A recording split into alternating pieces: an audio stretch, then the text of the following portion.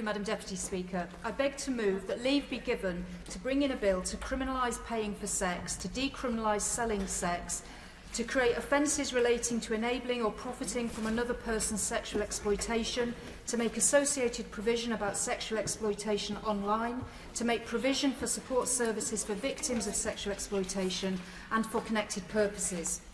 This is a bill to bust the business model of sex trafficking. Today, the UK is a high-value, low-risk destination for sex traffickers. Why?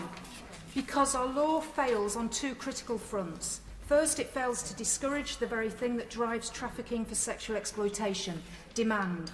And second, it also allows ruthless individuals to facilitate and profit from sexual exploitation. So what does this mean in practice? It means that the minority of men in England and Wales who pay for sex do so with impunity, fueling a brutal sex trafficking trade and causing untold harm to victims. And it means profit-making, pimping websites operate free from criminal sanction, helping sex traffickers to quickly and easily advertise their victims and reaping enormous profits from doing so. Right now, there is a sexual exploitation scandal playing out in towns and cities across the UK. An inquiry by the predecessor of the APPG on commercial sexual exploitation, which I chair, found that the UK sex trade is dominated by organised crime, with sex trafficking taking place on an industrial scale. Vulnerable women are moved around networks of brothels and hotel rooms to be raped and abused by men who pay for sex. The trauma and suffering inflicted on victims of this abhorrent trade is truly horrific. One woman who was trafficked by an organised crime group and abused by men in the UK recalls, "To begin with, the offenders were my friends, but as soon as we came to England, they started to physically abuse me. He beat me many times because I was not earning him enough money. Even though the clients did not physically abuse me, I felt abused because I was forced to have sex with them, even when I did not want to do so. Sometimes that was painful. After a while, I felt disgusted by what I was doing and I wanted to stop. But he wanted more money and he forced me to continue. I was scared because he kept threatening me that he was going to hurt my mother." So who are these women who are being subject to this horrific abuse? Research by the APPG shows that it is predominantly vulnerable non-UK national women being abused in brothels across Britain, and a significant proportion of them come from one particular country, Romania. Over the period of 2 years, Leicestershire Police visited 156 brothels, encountering 421 women, 86% of whom were from Romania. Northumbria Police visited 81 brothels over 2 years, and of the 259 women they encountered in the brothels, 75% were Romanian. So what motivates these traffickers and pimps? And the answer is simple: it's money. Trafficking for sexual exploitation is the most profitable form of modern slavery. Take, for example, a British man who was convicted in 2017 for trafficking and sexually exploiting vulnerable women. He made £1.6 million a year from his brothels. Sex trafficking is profit-driven. The crucial question to ask, though, is where do those profits come from? And the answer is sex buyers. Only 3.6% of men in the UK have paid for sex in the past 5 years, but this demand drives the supply of vulnerable women into brothels in Britain. It is these men who commit the thousands upon thousands of rapes and sexual assaults perpetrated against victims of trafficking every year in this country.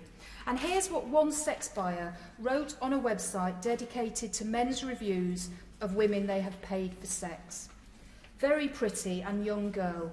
If you want to try a fresh, young, say she's 18, and pretty girl is okay, but maybe as she just started to work, is quite passive, scarcely kiss without tongue, doesn't want to be kissed on the neck or ears, can't do a decent blowjob, and really rides badly on you. She can't speak a word of English. She's Romanian. So even the girlfriend experience is a zero. And he paid £70 to do that. And here's another reviewer. This is a classic case of the pretty ones don't have to work hard. She's Polish, and her English is not good. I was reminded of the Smiths song, Girlfriend in a Coma. All the while, she seemed completely disinterested and mechanical. I finally decided to fuck her. All the while she kept her face turned to one side, and that man paid £100 to do that to her. Now, any would-be trafficker wanting to get their hands on sex buyers' money also receives a very special helping hand in the United Kingdom from pimping websites where they can advertise victims to sex buyers completely legally. The advertiser simply fills out an online form and pays to publish the advert. Sex buyers, meanwhile, browse the website for free. Adverts show how much she will cost, what sex acts he can select, where she's based and when she is available. The sex buyer, remaining completely anonymous, simply calls the mobile number to place his order. A few highly lucrative pimping websites dominate this online market, centralising and concentrating the UK customer base for traffickers.